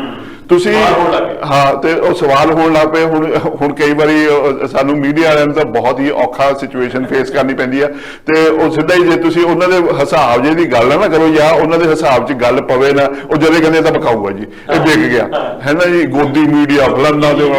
ਫਿਰ ਸਾਡੇ ਤਾਂ ਲੇਬਲ ਇੰਨੇ ਲੱਗ ਗਏ ਉਹਦੇ ਉੱਪਰ। ਉਹ ਇਸੇ ਤਰ੍ਹਾਂ ਜਿਹੜੀ ਹੈਗੀ, ਕਿਉਂਕਿ ਲੋਕਾਂ ਦਾ ਜਿਹੜਾ ਇਕੱਲਾ ਜਦੋਂ ਉਹ ਅਗਰੈਸਿਵਲੀ ਲੋਕ ਆਪਣਾ ਏਜੰਡਾ ਪੁਸ਼ ਕਰ ਰਹੇ ਆ, ਉਹ ਨਾਲ ਦੀ ਨਾਲ ਜਿਹੜੀ ਹੈਗੀ ਆ ਬੇਭਰੋਸੇ ਹੋ ਸਕੀ ਜਿਹੜੀ ਰਵਾਇਤੀ ਪੋਲੀਟੀਕਲ ਪਾਰਟੀ ਔਰ ਰਵਾਇਤੀ ਪੋਲੀਟੀਕਲ ਪਾਰਟੀਆਂ ਦੇ ਏਜੰਡਾ ਨੂੰ ਜਿਸ ਤਰ੍ਹਾਂ ਰਿਜੈਕਟ ਕਰਦੇ ਆ ਰਹੇ ਆ, ਉਹਦੇ ਵਿੱਚੋਂ ਹਾਲੇ ਇਹ ਜਿਹੜਾ ਚੇਂਜ ਹੈ ਇਹ ਭਾਰਤ ਹੈ ਜੀ ਐਡੀ ਵੱਡੀ ਪੋਪੂਲੇਸ਼ਨ ਹੈ ਔਰ ਜਿਸ ਨੂੰ ਕਹਿੰਦੇ ਇਹਨੇ ਕਰਵਟ ਵੀ ਜਦੋਂ ਲੈਣੀ ਆ ਇਹਨੂੰ ਟਾਈਮ ਤਾਂ ਲੱਗੇਗਾ। ਟਾਈਮ ਤਾਂ ਲੱਗੇਗਾ, ਪਰ ਅਮੀਰ ਭਾਜੀ ਮੈਂ ਇੱਕ ਹੋਰ ਪਹਿਲੂ ਤੋਂ ਸਮਝਣਾ ਚਾਹੁੰਦਾ ਕਿ ਆਪਣੇ ਆਮ ਘਰਾਂ 'ਚ ਵੀ ਹੁੰਦਾ ਹੈ ਕਿ ਜਦੋਂ ਆਮਦਨ ਦੇ ਸਰੋਤ ਘੱਟ ਹੋਣ, ਖਰਚੇ ਵੱਧ ਜਾਣ, ਤਦ ਕਈ ਵਾਰ ਘਰਾਂ 'ਚ ਤਣਾਅ ਜਾਂ ਥੋੜੀ ਤੂੰ ਮੈਂ ਤਕਰਾਰ, ਉਹ ਮਾਹੌਲ ਰਹਿਣ ਲੱਗ ਜਾਂਦਾ। ਕੀ ਪੰਜਾਬ ਦੇ ਅੰਦਰ ਇਹ ਸਾਰੇ ਜਿਹੜਾ ਏਜੰਡਾ ਤੁਸੀਂ ਕਹਿ ਰਹੇ ਹੋ ਕਿ ਆਹ ਏਜੰਡੇ ਨੇ, ਉਹਨਾਂ ਏਜੰਡਿਆਂ 'ਚ ਕਿਸੇ ਤਰ੍ਹਾਂ ਦਾ ਏਜੰਡਾ ਵੀ ਹੈ ਪੰਜਾਬ ਨੂੰ ਆਰਥਿਕ ਤੌਰ ਤੇ ਮਜ਼ਬੂਤ ਕਰਨ ਦਾ?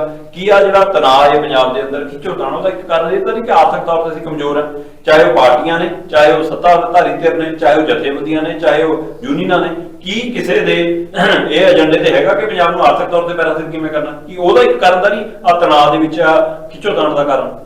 ਨਹੀਂ, ਆਰਥਿਕਤਾ ਬਹੁਤ ਵੱਡਾ ਭੂਮਿਕਾ ਨਿਭਾਉਂਦੀ ਹੈ ਬੰਦੇ ਦੀ ਜ਼ਿੰਦਗੀ 'ਚ ਵੀ, ਸਮਾਜ ਦੀ ਜ਼ਿੰਦਗੀ 'ਚ ਵੀ, ਜਿੱਥੇ ਵੀ ਮਰਜੀ।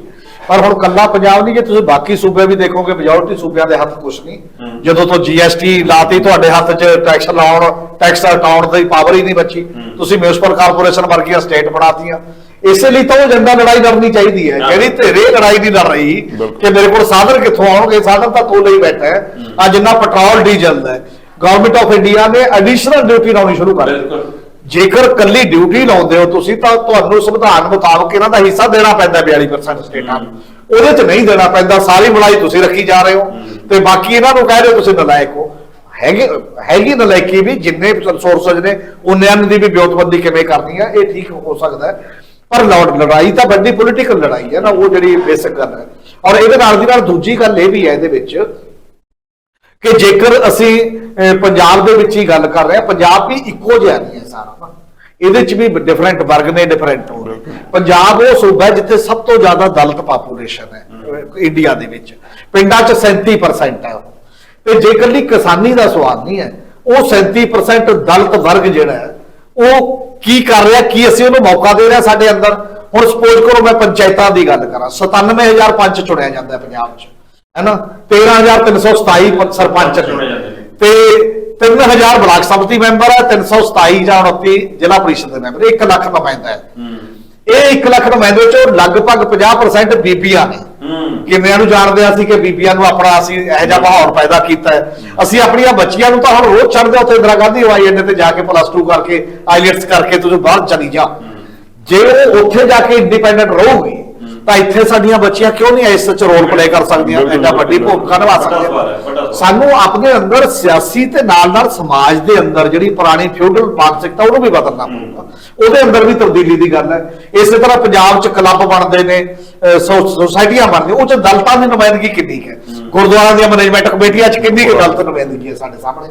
ਇਹ ਮਲਕ ਭਾਗੋ ਤੇ ਭਾਈ ਲਾਲੋ ਦੀ ਜਿਹੜੀ ਗੱਲ ਹੈ, ਤੇ ਭਾਈ ਲਾਲੋ ਨੂੰ ਵੀ ਤਾਂ ਸਾਹਮਣੇ ਕਿਤੇ ਲਿਆਉਣਾ ਪਊਗਾ ਸੀਨ ਦੇ ਵਿੱਚ ਨਾ। ਇਹ ਸਾਡੇ ਅੰਦਰ ਦੀਆਂ ਗੱਲਾਂ ਨੇ। ਸਾਨੂੰ ਨਾਲ ਜਿੱਥੇ ਅਸੀਂ ਵੱਡੇ ਏਜੰਡੇ ਤੇ ਬਾਕੀ ਦੀ ਗੱਲ ਕਰਦੇ ਹਾਂ, ਉੱਥੇ ਅੰਦਰੂਨੀ ਪਹਿਲੂ ਵੀ ਵਿਚਾਰਨੇ ਪੈਣਗੇ, ਉਸ ਇੱਕ ਡਿਸਕੋਰਸ, ਉਸ ਵਰਤਾਂਤ ਦਾ ਹਿੱਸਾ ਬਣਾਉਣੇ ਪੈਣਗੇ। ਚਰਚਾ ਬਹੁਤ ਗੰਭੀਰ ਹੈ ਤੇ ਜੀ ਨਹੀਂ ਕਰਦਾ ਕਿ ਇਹਨੂੰ ਰੋਕੀਏ, ਪਰ ਸਮੇਂ ਦੇ ਹੱਥ 'ਚ ਰਹਿੰਦੇ। ਮੈਂ ਪੰਦੇਰ ਸਾਹਿਬ ਤੋਂ ਟਿੱਪਣੀ ਦੇ ਰੂਪ 'ਚ ਜਾਣਨਾ ਚਾਹੁੰਦਾ ਕਿ ਤੁਸੀਂ ਕਹਿੰਦੇ ਹੋ ਕਿ ਪੰਜਾਬ ਦੀ ਜਨਤਾ ਆਪਣਾ ਰਾਹ ਬਣਾ ਲੈਂਦੀ ਹੈ ਜਾਂ ਬਣਾਇਆ ਹੋਇਆ, ਫਿਰ ਉਹ ਰਾਹ ਕਿੱਥੇ ਜਾ ਕੇ ਖੜੂਗਾ? ਕੀ ਪੰਜਾਬ ਦੇ ਲਈ ਕੁਝ ਸਵਰਤ ਦੇਖਦੇ ਹੋ? ਨਹੀਂ, ਪੰਜਾਬ ਕੱਲਾ ਪੰਜਾਬ ਦੀ ਜਨਤਾ ਸਿਰਫ ਪੰਜਾਬ ਵਾਸਤੇ ਨਹੀਂ, ਜਿਹੜੇ ਕਿਉਂਕਿ ਫਿਰ ਜਿਵੇਂ ਪਹਿਲਾਂ ਗੱਲ ਕੀਤੀ ਸੀ ਬਾਬੇ ਨਾਨਕ ਦੀ ਜਿਹੜੀ ਫਿਲਾਸਫੀ ਹੈ ਸਰਬੱਤ ਦੀ ਅਸੀਂ ਗੱਲ ਕਰਾਂਗੇ। ਤਾਂ ਜਿਹੜੀ ਇਸ ਵੇਲੇ ਹਾਵੀ ਇਕਨੋਮਿਕ ਏਜੰਡਾ ਜਿਹੜਾ ਦੁਨੀਆ ਦੇ ਉੱਤੇ ਜਿਸ ਨੇ ਟੋਟਲ ਪੋਲੀਟੀਕਲ ਸੋਵਰੈਨਿਟੀ ਆਜ਼ਾਦੀ ਜਿਹੜੀ ਹੈਗੀ ਦੇਸ਼ਾਂ ਨੇ ਸੰਘਰਸ਼ ਕਰਕੇ ਲਈ, ਉਹ ਖਤਮ ਕੀਤੀ ਹੋਈ ਹੈ। ਉਹਦੇ ਖਿਲਾਫ ਜਿਹੜਾ ਸੰਘਰਸ਼ ਹੈ ਉਹਦੀ ਅਸੀਂ ਦੂਸਰੀ ਜਿਹੜੀ ਹੈਗੀ ਆ ਐਨਵਰਸਰੀ, ਉਹਦੇ ਸ਼ੁਰੂਆਤ ਦੀ ਦੂਸਰੀ ਐਨਵਰਸਰੀ ਦੇ ਉੱਤੇ ਆਏ ਹਾਂ। ਇਹ ਉਸ ਦੇ ਖਿਲਾਫ ਵੀ ਏਜੰਡਾ ਸੀ। ਉਹ ਪਹਿਲੀ ਜਿਹੜੀ ਹੈਗੀ ਆ ਸਕਸੈਸਫੁਲ ਲੜਾਈ ਉਸ ਜਿਹੜੀ ਹੈਗੀ ਆ ਗਲੋਬਲਾਈਜੇਸ਼ਨ ਦੇ ਖਿਲਾਫ ਹੋਈ, ਇਹ ਪਹਿਲੀ ਉਹ ਸੀਗੀ ਤੇ ਉਹਨੂੰ ਸਾਨੂੰ ਐਕਸੈਪਟ ਕਰਨਾ ਚਾਹੀਦਾ। ਹੁਣ ਇੱਕ ਜਿਹੜੀ ਪੰਜਾਬ ਦੀ ਜਿਹੜੀ ਹੈਗੀ ਆ, ਪੰਜਾਬ ਇਸ ਨੂੰ ਜਿਹੜੀ ਜਮਹੂਰੀਅਤ ਹੈ, ਬੇਸ਼ੱਕ ਸਾਨੂੰ ਬਹੁਤ ਸਾਰੇ ਜਿਹੜੇ ਸੰਕੇਤ ਨੇ ਉਹ ਇਹ ਲੱਗਦੇ ਨੇ ਕਿ ਜੀ ਸ਼ਾਇਦ ਇੱਧਰ ਉੱਧਰ ਹੋ ਜਾਏ। ਪੰਜਾਬ ਨੇ ਜਿਹੜੀ ਹੈਗੀ ਆ 1980 ਦਾ ਜਿਹੜਾ ਦਹਾਕਾ ਸੀ ਸੰਘਰਸ਼ ਜਿਹੜਾ ਸਾਰਾ ਚੱਲਿਆ, ਉਸ ਤੋਂ ਬਾਅਦ ਜਿਹੜਾ ਇੱਕ ਫੈਸਲਾ ਕੀਤਾ ਕਿ ਅਸੀਂ ਜਮਹੂਰੀਅਤ ਦੇ ਵਿੱਚ ਹੀ ਜਾਵਾਂਗੇ। 1947 ਦੇ ਵਿੱਚ ਵੀ ਪੰਜਾਬ ਨੇ ਫੈਸਲਾ ਜਮਹੂਰੀਅਤ ਦੇ ਫੇਵਰ 'ਚ ਕੀਤਾ ਸੀ। ਪੰਜਾਬ ਦੀ ਕਮਿਟਮੈਂਟ ਜਿਹੜੀ ਹੈਗੀ ਹੈ ਜਮਹੂਰੀਅਤ ਨੂੰ ਹੋਰ ਤਕੜਾ ਅਤੇ ਜਿਸ ਤਰ੍ਹਾਂ ਮੈਂ ਪਹਿਲਾਂ ਕੀਤਾ ਸੀ ਲੋਕਾਂ ਤੱਕ ਪਹੁੰਚੇ, ਜਿਸ ਤਰ੍ਹਾਂ ਸਰਦਾਰ ਹਮੀਦ ਸਿੰਘ ਉਹਨਾਂ ਨੇ ਕਿਹਾ ਕਿ 37% ਇਹ ਔਰਤਾਂ ਜਿਹੜੀ ਹੈਗੀ ਹੈ 50%, ਉੱਥੇ ਤੱਕ ਤਾਂ ਜਮਹੂਰੀਅਤ ਦਾ ਜਿਹੜਾ ਫਰੂਟ ਆਫ ਡੈਮੋਕ੍ਰੇਸੀ ਹਾਲੇ ਸਾਡਾ ਪਹੁੰਚਿਆ ਹੀ ਨਹੀਂ।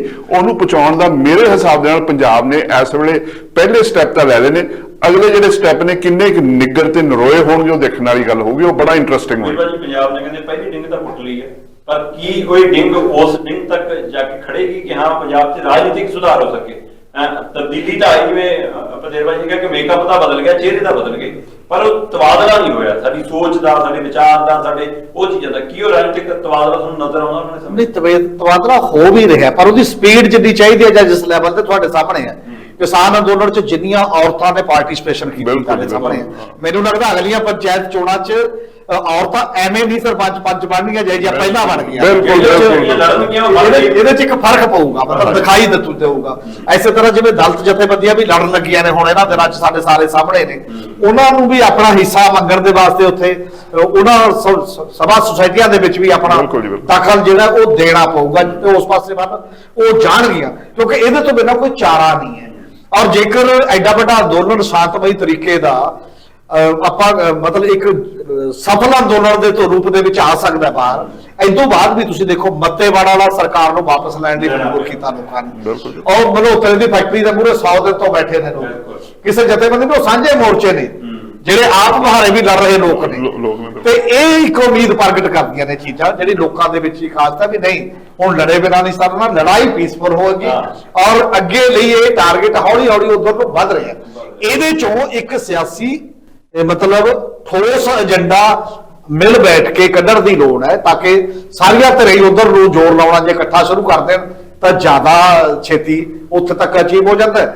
ਨਹੀਂ ਹੌਲੀ ਹੌਲੀ ਆਪੋ ਆਪਣੇ ਢੰਗ ਨਾਲ ਮੱਥਾਮਾਰੀ ਕਰਕੇ ਵੀ ਉਧਰ ਨਹੀਂ ਵਧਣਾ। ਬਿਲਕੁਲ ਦੇਰ ਸਵੇਰ ਹੋਰ ਕੋਈ ਚਾਰਾ ਸਮਾਂ ਜ਼ਰੂਰ ਲੱਗਦਾ, ਪਰ ਡਿੰਗ ਪੁੱਟ ਲਈ ਹੈ ਪੰਜਾਬ ਨੇ। ਤੇ ਜਿਵੇਂ ਸਾਡੇ ਮਾਹਿਰ ਪੱਤਰਕਾਰ ਸਾਥੀਆਂ ਨੇ ਵੀ ਇਸ ਗੱਲ ਵੱਲ ਇਸ਼ਾਰਾ ਕੀਤਾ ਕਿ ਪੰਜਾਬ ਵੱਧਦਾ ਸਹੀ ਦਿਸ਼ਾ ਵੱਲ ਰਿਹਾ, ਸਵਾਲ ਹੈ ਕਿ ਉਹਨੂੰ ਸਮਾਂ ਕਿੰਨਾ ਲੱਗੇਗਾ, ਚੇਤਨਤਾ ਕਿੰਨੀ ਦੇਰ ਤੱਕ ਆਏਗੀ। ਸੋ ਇਸੇ ਲਈ ਅਸੀਂ ਅਜਿਹੇ ਵਿਸ਼ਿਆਂ ਨੂੰ ਲੈ ਕੇ ਚਰਚਾ ਲੈ ਕੇ ਆ ਰਹੇ ਹਾਂ ਤਾਂ ਕਿ ਉਹਦੇ ਵਿੱਚੋਂ ਕੁਝ ਚੰਗਿਆਰਾ ਕੱਢ ਸਕੀਏ ਤੇ ਕੁਝ ਸੰਕੇਤ ਵੀ ਦੇ ਸਕੀਏ। ਸੋ ਬਹੁਤ ਬਹੁਤ ਸ਼ੁਕਰੀਆ ਹਮੀਰ ਭਾਜੀ ਤੇ ਬਹੁਤ ਬਹੁਤ ਸ਼ੁਕਰੀਆ। ਬਹੁਤ ਬਹੁਤ ਸ਼ੁਕਰੀਆ। ਤੁਸੀਂ ਵੇਖਦੇ ਰਹੋ ਪੰਜਾਬ ਟੈਲੀਵਿਜ਼ਨ।